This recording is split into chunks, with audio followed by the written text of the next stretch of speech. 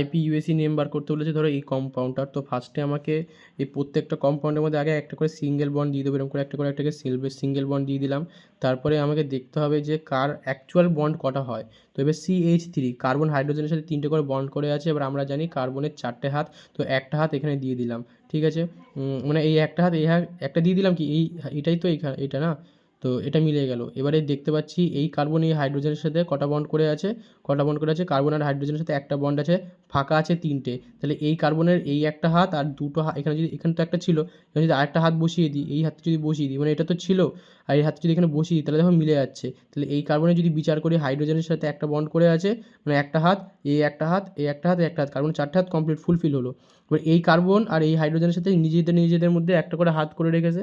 আর তাহলে এই যদি বিচার করি তাহলে এর একটা হাত, দুটো, 3টে হাত, আবার এই একটা হাত, 4টে হাত হয়ে গেল, ঠিক আছে। সিমিলারলি যদি এই কার্বনটা বিচার করি তাহলে দেখো এই কার্বন এখানে কারোর সাথে কোনো বন্ড ফন্ড করে নেই। এই কার্বন এখানে একটা হাত আছে, আর এখানে দেখো একটা হাত আছে, তাহলে এ চাইছে কটা, এ আরও 3টে চাইছে, মানে এ চাইছে কটা, এই 4টে হাত কমপ্লিট করতে আরও 2টো চাইছে। একটা, দুটো, 3টে, 4টে হয়ে যাওয়ার কথা, কিন্তু তা করবো না, মানে সেটাই অ্যাকচুয়ালি করবো। মানে এই যে দেখো এই সি এর সাথে এই একটা, দুটো, একটা, দুটো, 3টে, 4টে, তাহলে এই কার্বন 4টে হাত পেয়ে গেল। এবারে এই যদি বিচার করি CH, তাহলে CH তো নিজেদের মধ্যে একটা করে হাত থাকে, তাহলে এই দেখো 3টে হাত চাইছে, একটা, দুটো, 3টে হাত কমপ্লিট হয়ে গেলো, তো ফুলফিল হয়ে গেলো। তো এটা হচ্ছে আমাদের অ্যাকচুয়াল, মানে সাজালাম, এটাকে আমি অ্যাকচুয়ালি সাজালাম, ঠিক আছে। CH3 single bond, CH double bond, CH single bond, C triple bond, CH, ঠিক আছে। এবারে আমরা নামকরণ করব।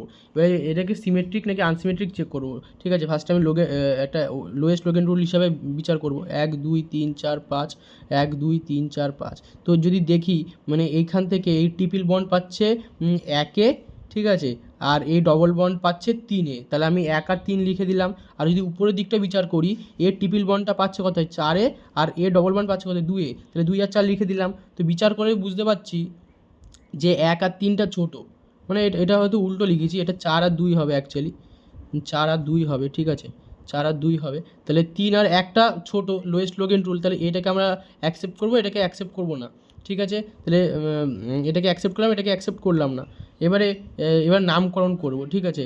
নামকরণ যদি করি তাহলে কটা কার্বন আছে, 1 2 3 4 5টা কার্বন আছে, আর এই দিক থেকে নামকরণ শুরু হয়েছে, মানে 5 পেন্ট তো হবেই, কেউ ঠেকাতে পারবে না, ঠিক আছে। এবারে আমরা এখানে আর তো কোনো আমাদের সাবস্টিটিউশনাল গ্রুপ বা ফাংশনাল গ্রুপ নেই, তো খেলা হবে খালি বন্ডের মধ্যে, তাহলে বন্ডের মধ্যে খেলা হয়ে নামটা বেরিয়ে আসবে, পেন্ট হচ্ছে, কেউ ঠেকাতে পারছে না। এবারে 1 আইন কী করে হলো, কারণ দেখো এই 1 তো ছোটো, আর আইন মানে কি, যদি 3টে বন্ড থাকে তাহলে ওটা আমরা আইন লিখি, মিটে গেল। এবারে 3 ইন কী করে হলো, 3 ইন কী করে হলো, 3 হলো কারণ এটা 4, এটা 3, ছোটোকে 3, তাহলে ইন কখন হয়, যদি ডবল বন্ড হয় তাহলেই হবে, আর সিঙ্গেল বন্ডের জন্য লিখতে হয় না। তাহলে পেন্ট 1 আইন 3 ইন, এটা হচ্ছে আমাদের অ্যাকচুয়াল নেম।